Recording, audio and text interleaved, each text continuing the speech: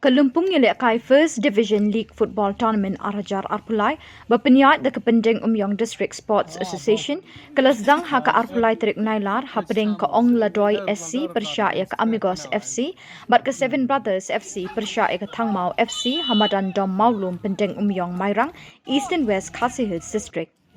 Ke Ong-La-Doi SC kala penjem knap ya ke Amigos FC da sauku laar bat kala yok ban pelang kamai lai point. Hakaway pat kacing yakun ke Thangmaw FC kala penbam ya ke Seven Brothers da arku lanot bat kala yok Khur lai point. Baro arteli kacing yele akai kala long kipa itenat bat kipat bat kimbabi yala kapor bat kapisa ban penjat hat hakani kenok pai sngi. Kampari susah me.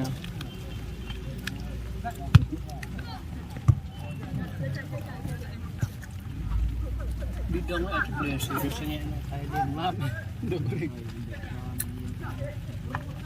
Toy me.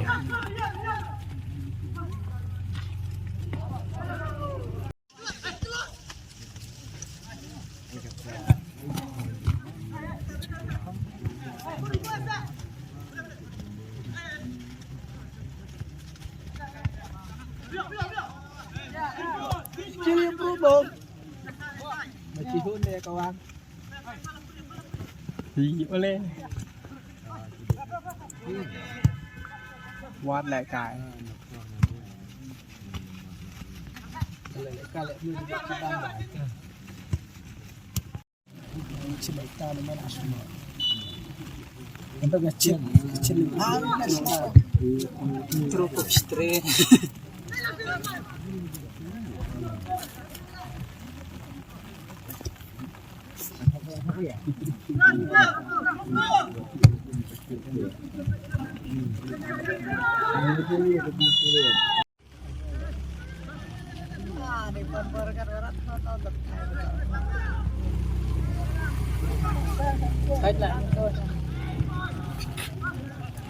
Đưa học sai. Sahir ya ka supervision ada dia enak menenu anu kau ada.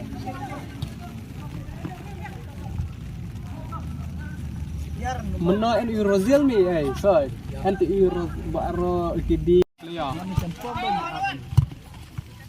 Mai cho chong bo sa thao pun ta denga. Bro dan saya pedam kai lar orang. Mana? Oi rồi.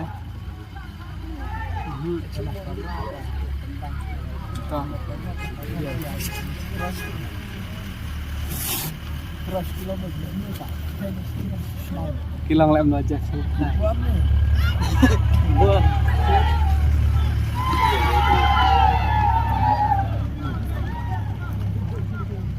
Kita play lah, Chong.